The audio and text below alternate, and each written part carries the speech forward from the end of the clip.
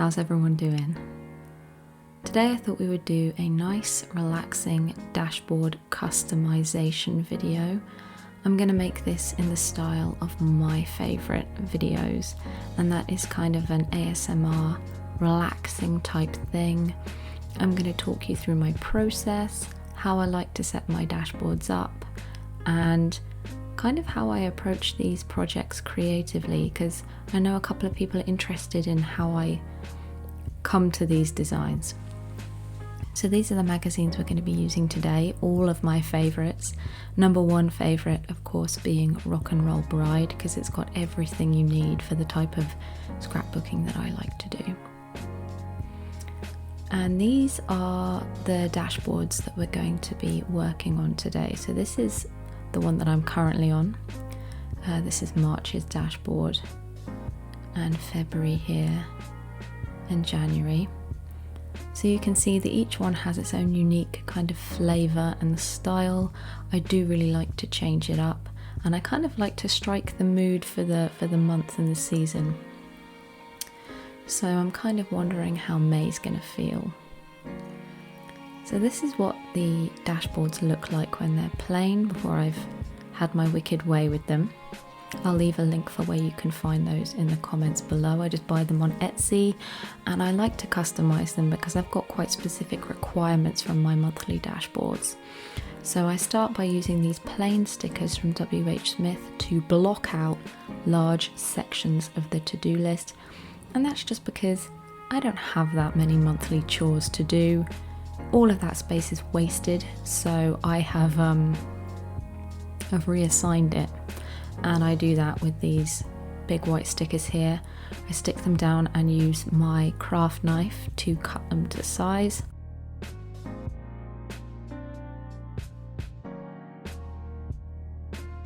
And we will be using those sections for my mastermind and my tarot card of the month. And now I'm just using this Tipp-Ex pen to block out the existing text on the printed dashboard. I know it seems counterintuitive. This is a recent thing that I've started doing, and that's because I wasn't using those two sections. I think it is goals and gratitudes or something. I really like the idea, but I wasn't actually using them. So that was a whole other section which was dead space. So I've reassigned it as well.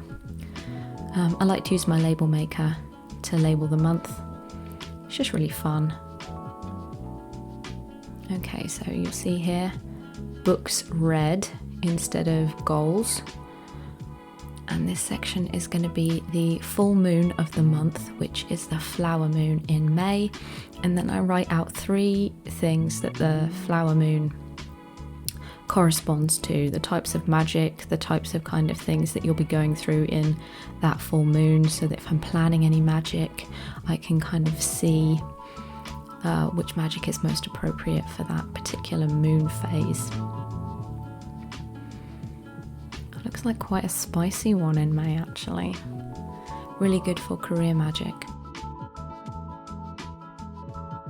Okay, now this is me choosing the washi tapes I'm going to be using. I had to edit out quite a lot of footage from there because it took me a really long time to decide which colours I was going to use. I like them to feel seasonally appropriate, but I'm also a really big fan of like warm tones. I love yellows, oranges, rusty colours, but I do also like it to feel a little bit fresh. Okay, so this is me just going through my little folder of tidbits, little knickknacks that I've cut out of magazines. These dashboards aren't very big, as you can see, so when I'm scrapbooking them, I need to find kind of small little bits and bobs and pieces that I use kind of to build up in a design. I kind of layer them, smaller pieces, and kind of put them around the edges. So the folder is always my go-to, the first thing that I look at, and I try and pick things that work with the colour washi tape that I've already chosen. And that's me just putting my statement washi tape down on the top there and using my craft knife to just get a really accurate, pristine cut. and just using some of the leftovers on this side as well to make it feel cohesive between the two pages. And then I've got my super thin washi tape here in this sandy colour, and I'm going to block off my tarot card section with yellow here, and I'll trim that down after each section. I like to draw a tarot card every month just as a way to kind of focus myself. I usually kind of ask, what should I be focusing on this month? And then I'll pull a card and kind of direct my energy according to what I've pulled. So that's where that will sit. And this section here is for my monthly mastermind meeting that I have.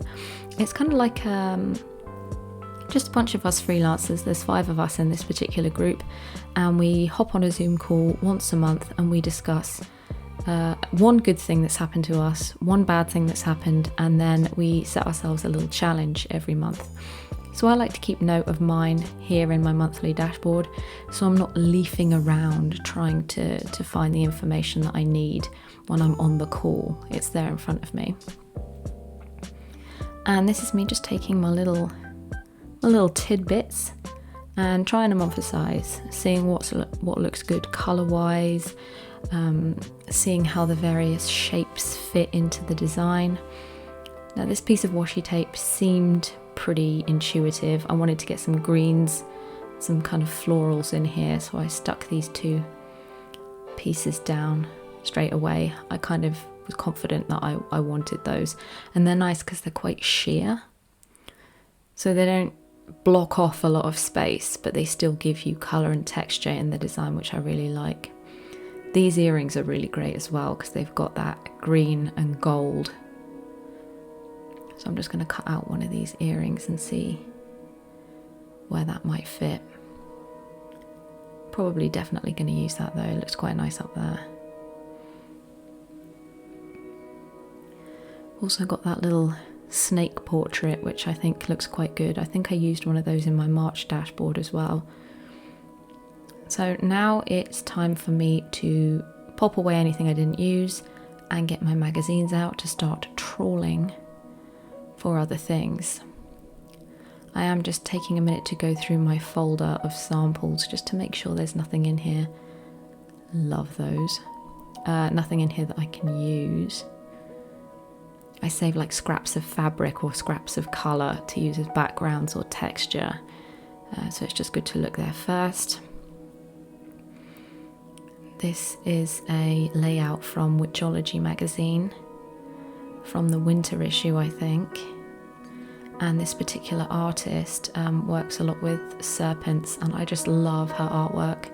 It's always out of stock though, so I'm just cutting it out of this magazine and just using little samples. This one seems a better fit for my design than the one that I had previously, so I'll save that one and I'll use this one. This one's got more gold and it's a bigger image, it's a bit more crisp, so I think I'll use this one.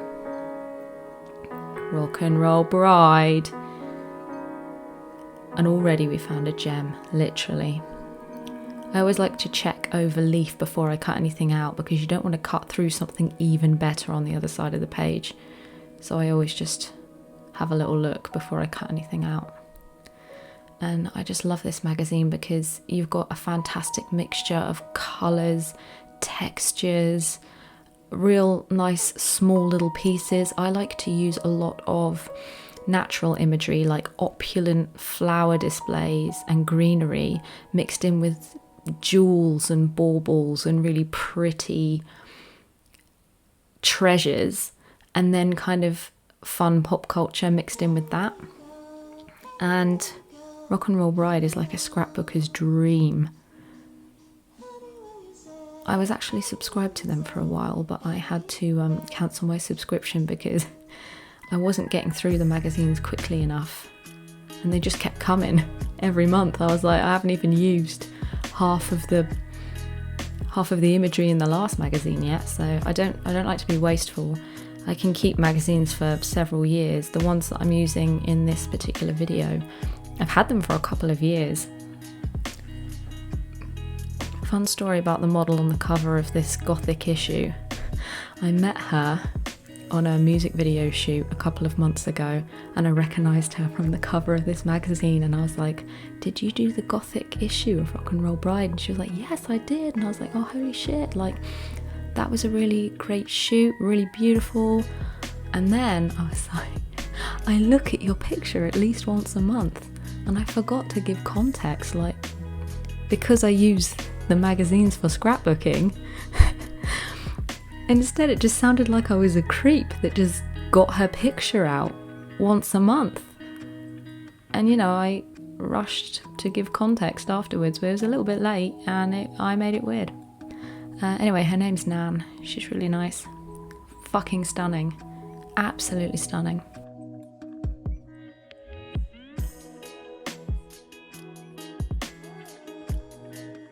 You can see why these magazines last me such a long time. There's so much good stuff in here.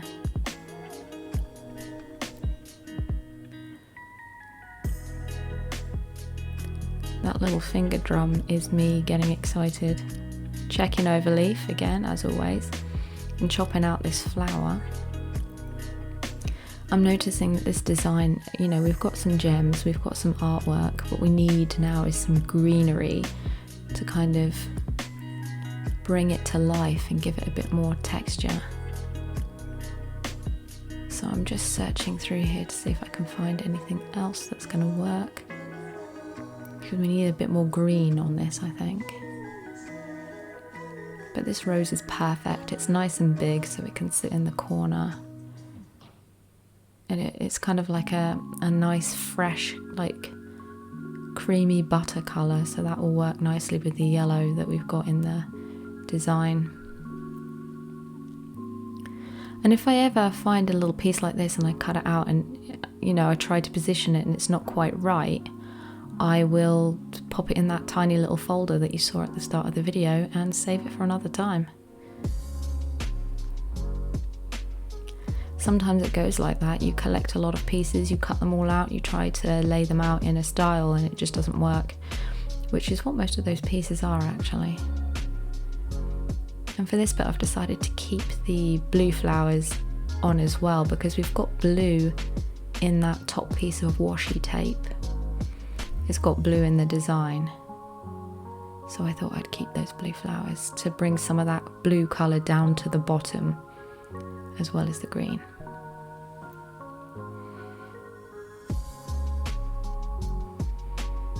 And now this is me just realising that that whole plant holder doesn't really work, so I'm just going to cut out the central bit so I can get the hexagon with the plant in it. And it doesn't quite work down there, but I'm about to move it to the top of the page. There we go, much better.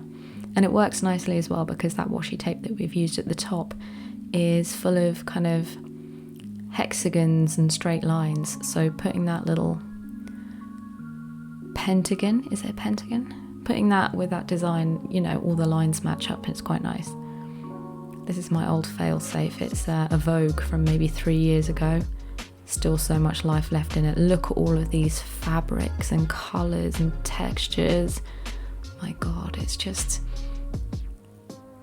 I could keep scrapbooking from this one magazine for years.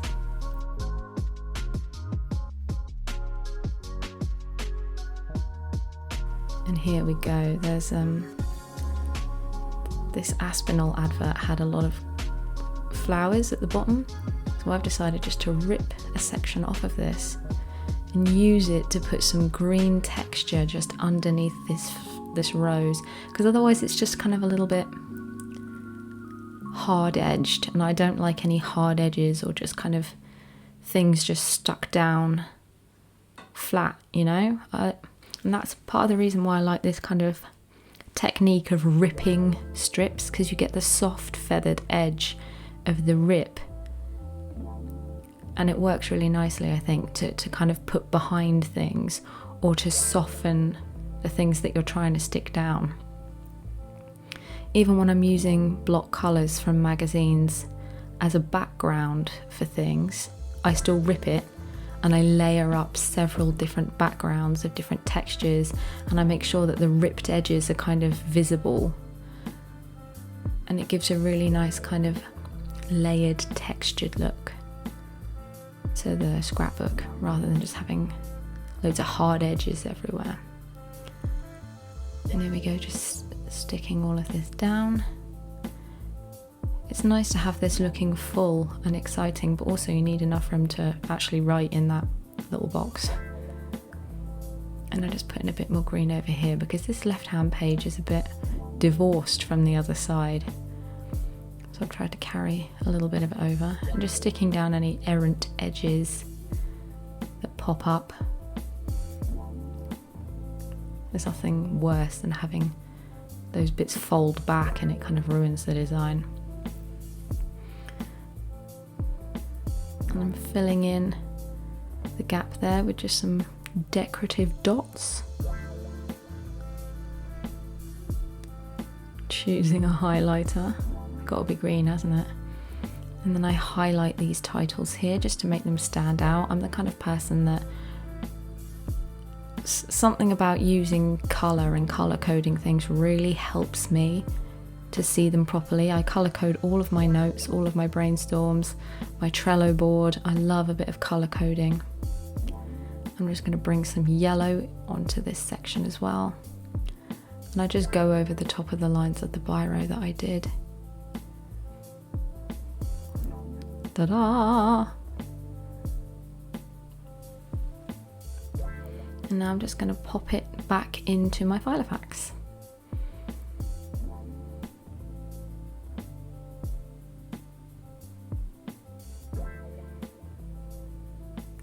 It's an agonising process, isn't it? And there's me just deciding, important dates, I want that to be yellow, why not? Just a last minute touch there. And this is the finished dashboard. Thanks for watching, guys. Catch you in the next one.